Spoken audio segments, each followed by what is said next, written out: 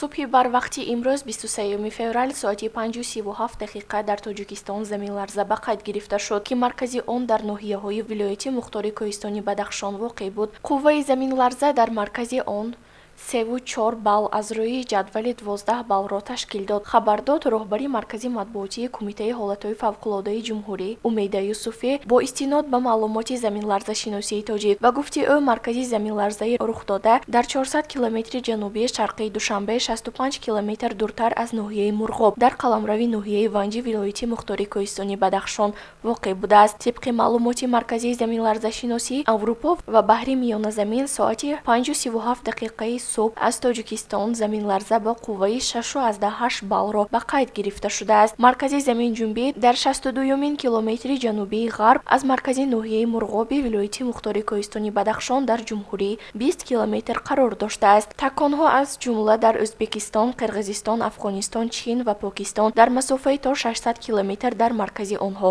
эҳсос шудааст.